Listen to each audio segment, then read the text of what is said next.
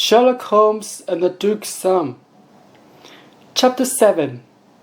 The Duke's Son. When the Duke said this, I was very surprised, but Holmes was surprised too. "This is news to me," he said.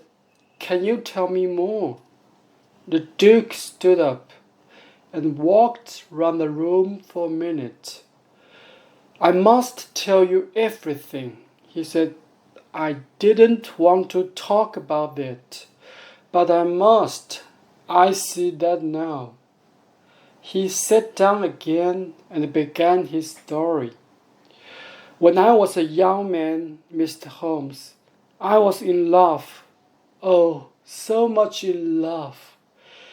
It only happens to you once, and this woman was the love of my wife. I wanted her to be my wife, but she died. She left me this one child, and I loved him because of her. When I look in his face, I see her and remember her, and can't stop loving her. I must have the boy near me because of this. But a government minister cannot tell the world about a love child like this. So, to the world, James is my young secretary, not my son. He knows that I am his father. He hates the Duchess because she is not his mother. And he hates my younger son, Arthur, because Arthur has everything. Arthur has a name, a famous father, houses, money, everything. James has nothing.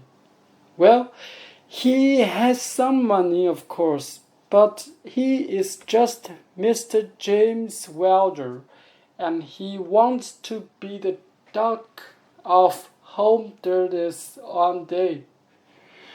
That's not possible, of course, but James can't understand that. And so, you see, I was afraid for Arthur, and that's why I sent him to Dr. Huxtable's house. And what does James do next? He kidnaps my poor Arthur.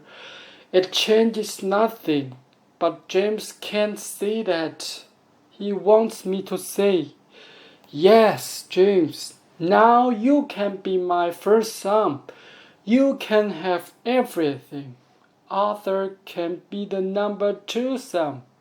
But I can't do that. Of course I can't. James knew this man Hayes, you see, because Hayes worked for me once. James asked for Hayes' help, and the man was happy to do it. You remember my letter to Arthur on that last day? Well, James opened the letter and put in a note from him. That evening, he cycled across the mall and met Arthur in Ragged Show. He talked about the Duchess, Arthur's mother. "She wants to see you," he told Arthur. "She's waiting on the mall. Come back at midnight, and the man with a horse can take you to her." Of course, poor Arthur wanted to see his mother, so he came. Hayes was there with 2 horses, and they rode across the mall. But a German teacher followed them. The Hayes killed him. Hayes then took Arthur to the Green Man. Well, Mr. Holmes, I knew nothing about any of this until the murder. James is a bad boy, but he does not murder people. When he heard the news, he came to me at once, crying. What could I do? I didn't want the world to know about this. So James went down to the Green Man.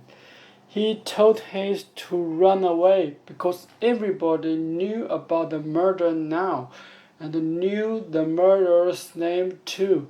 Hayes left at once. Later, I went down and saw Arthur. I left him there with Mrs. Hayes because I couldn't say anything to the police just then. So, Mr. Holmes, now you know everything. Said Holmes. You help a murderer. You say nothing to the police. You leave young Sam in a dirty inn, and you ask me my help.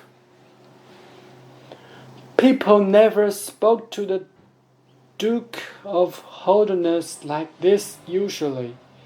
His face was red, but he said nothing. First, said Holmes, we must bring Arthur home. Yes, the Duke said quietly. Holmes quickly wrote a note and took it out of the room. A minute later, he was back. Now, what are you going to do about Mr. James Wilder? He said. I understand you, Mr. Holmes, said the Duke. James is leaving me and going to Australia next week. Good, said Holmes. And the Duchess? Perhaps without James in the house, you and she? Yes, I wrote to the Duchess this morning. Holmes stood up. Well, he said, Watson and I can go home now, I think. There is just one other small thing. This man Hayes took 2 horses across the moor, but the horses' feet made the tracks of a cow in the mud. How was this possible? The Duke looked surprised and thought for a minute. Then he went away and came back 2 minutes later with a glass box in his hands. In the box were some horseshoes. We found these shoes under the ground in the garden. The Duke said, they are about 500 years ago. We think the Holderness family has a long and interesting past. Holmes opened the box and took out one shoe. It was a shoe for a horse's foot, but it looked like a cloven cow's feet. Holmes wet his finger and ran it round the bottom of the shoe. A little mud came off on his finger. Thank you, said Holmes. He put the horseshoe back in its box. That shoe is the second most interesting thing in the north of England, he said. And the first? Asked the Duke. Holmes took the cheque for £12,000 from the table and slowly put it into his notebook. I am a poor man, he said. He looked lovingly at the notebook, then put it carefully in his pocket.